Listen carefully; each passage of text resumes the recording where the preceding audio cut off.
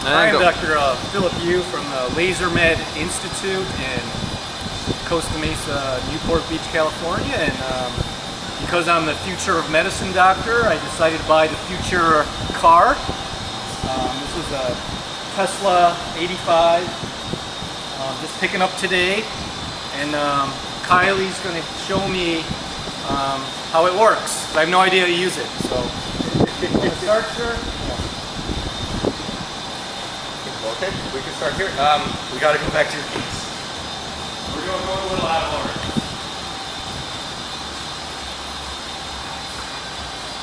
So, usually our walkthrough takes about a half an hour or so. Okay. Are you good on time?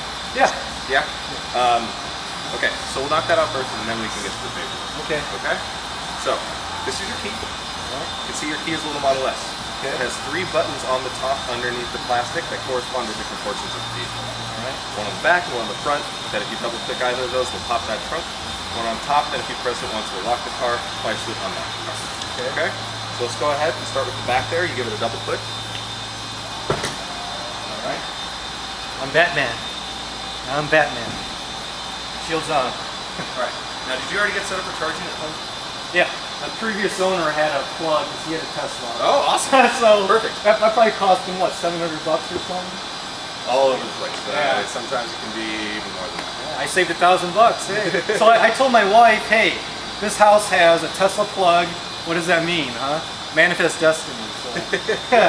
She's going to kill me when I bring this home, but it's too late now. A little bit. Yeah. This is your, what we call the mobile charging unit. This is what you're going to use to plug into any wall, along with these 2 plugs.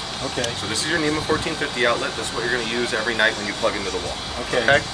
So, it clicks into place like that. All right. If you ever wanted to switch to your normal 110, it's really easily, same thing. But you never want to use this 110 for your daily charge. This is very, very, very slow.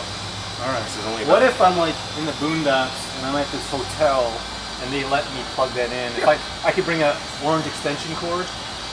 You might want to look for a higher rated extension cord rather than just the basic orange one. Where would I get it and what's the specs on it? What do I ask for when I buy it? You could get it at like Home Depot or Lowe's or anything like that. You're just looking for a high grade extension cord. Okay. Rather than the normal orange ones. Yeah, because I'm going to Yosemite and there's not a lot of superchargers along the way. So I'm worried that, you know. Now, to get a full charge on your car with this will take about 2.5 days. Okay. So. Well, I'll be camping the whole 2 days. Okay. Well, then you'll be okay. All right. If you're camping in like an RV area, you can always pull higher amperage off RV purposes. All right. Okay. So this is what you're going to use to plug into any wall. This is your public charging adapter. This is what you're going to use when you go to plug in any charger that isn't a Tesla branded charger. All right. Okay. So a charger that you find at like Fashion Island or movie theaters, anything like that, they have their own lead coming off of it with a gun at the end.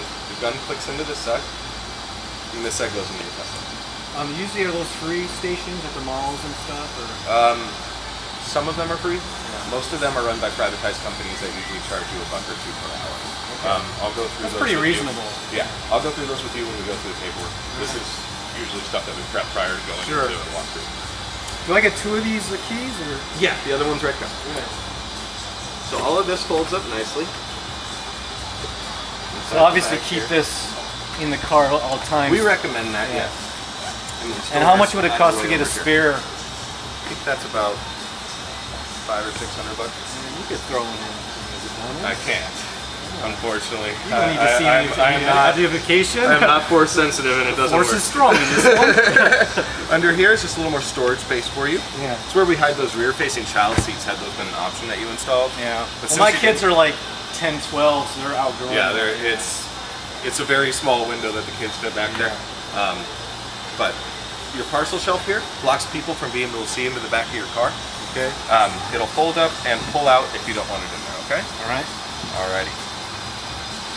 Now, any other questions back here? Nope. Alrighty. Let's go ahead. You can hit this button, you can shut it by hand, or double click on the back of your key. Shields on. Cool. You gotta have the voice recognition, you know? That would be Batman, nice. shields on. Now we're going around to the front trunk here. Don't trip. Pull this up about where the windshield is on your key. If you double click that, we'll pop the front trunk. Okay. Let's pop the front. Shields up. Okay. Now, there's no release hitch or anything up here. A little more storage space for you. Conventional like the fluid reservoir there. It's the only fluid you ever have to worry about ever again. When the car buckles low, that's where you can add more to it. This is your front license plate frame. California law says that these are required. If you would like us to install it, we're more than happy to. It does go right here and becomes a permanent fixture on your vehicle once it's installed, because we have to drill into the front of the nose mount. So that's up to you. Have to drill. Oh, there's no magnet, huh? You know, I've been driving.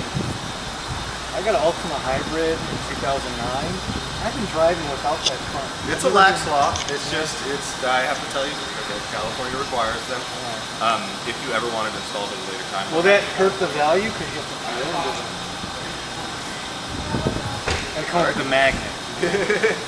Some people do put magnets on the back, so you can take it on and off. But the most important thing about this front trunk up here is how to close this. You never want to drop it or slam it like you would a normal hood. It's because it's not double reinforced, protecting the big combustion engine. So it's a giant piece of aluminum that can tend to be malleable if you're a little too rough with it, okay?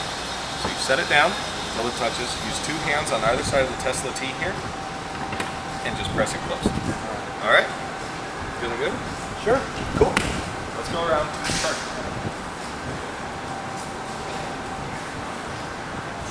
So, you can see here you're sitting at a solid green light. That means you're at a full, or at least up to your capacity charge. So we do recommend charging to a 90% capacity on a daily basis. Just great. At least 90 to 100. Not at least 90. The thing that will degrade your battery is consistently hitting its extremities repetitively. So always charging the car to 100% would eventually bring down the battery's capacity. That means my range is 10%. On a daily basis. How much is your normal daily commute? Well, I'm talking about if I'm going on a long road trip. If you're going on a long road trip, there's nothing wrong with throwing it up to 100%. Every Just now and on then. a daily basis, you want to keep it at 90%. All right. Because then you're never hitting the battery capacity, and you're never hitting that extremity, which is just never bringing in the capacity. You're just wearing out the juice, basically. You can go 100 every day. Well, it's just a tendency of the batteries that we use, the thing that degrades them, rather than having like a cycle limit or something like that for different types of batteries. This one, the thing that degrades your battery, is repetitively hitting extremities. Is there like a meter that tells you it's at 90? Or? Yeah, there's just a setting inside your car. It's just a little slider. I'll show you how to use it. It'll stop at 90. Cool. Exactly. So it's right now self-regulated at 90%. You can tell it's there because you have a solid green light. If you were to plug in at a low charge level, say like 20%, that light would still be green, but it would be rapidly blinking at you. Almost like a strobe light. That's how quick it would be blinking. And it's slowing down its rate of blink as it approaches the full charge, eventually becomes a solid green light. All right, so let's say it's at 100 and I'm going to the Palm Desert. Rancho Mirage is about 122 miles, so that's 244 miles round trip. Is a 90% charge enough for 244 miles? You get about 240 miles out of your 90% charge. I wouldn't push it. You have to remember that EPA ratings are done at a consistent speed of like 65 miles an hour. Yeah. And you're not going to be driving 65 miles an hour all the way to Rancho Mirage. And even if you did, then you're still even flirting with the edge of the valley. So if I go to 100, do you think it'll still be enough for a round trip? It should be. If you're because I read if you're not advertised the 285 mile limit, you know, the actual is actually like 222 or something. Well, it all depends on how you drive the vehicle. We had a customer in Scandinavia drive the car 400, almost 400 miles. Because he went 45. Exactly. So it's the same thing in every kind of type of vehicle. I figure if I go to the speed limit, I should be able to make it there and back. So. You should be able to. But just charge up to your 100%. Okay? Now, to remove your charger here, you just press and hold this button on the top. This light's going to go white and you can pull it out. Cool. Now, because you do have a dual motor model, this hinge is self-closing, so in about another second here, it's going to close. When I put it in, like how would I open it when I charge it? Press that button. It's this. There you go. It's this handle. So do I have to press it down like that? No. Whenever it's white, it just means you can put it in or pull it out.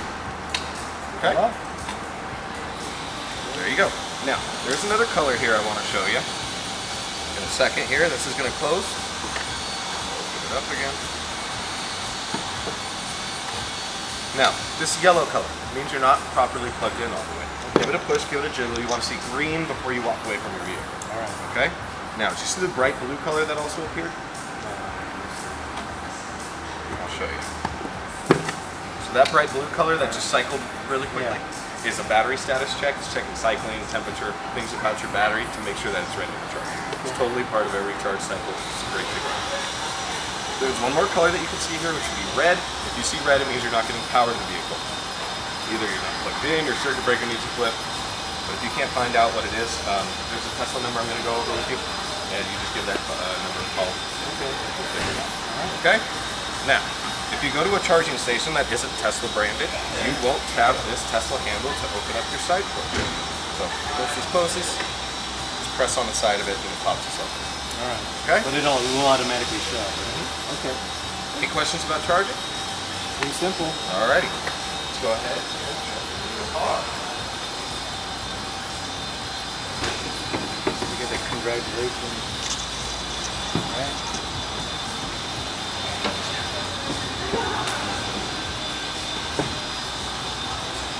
I think you could take pictures intermittently, like just press that, it'll take a picture.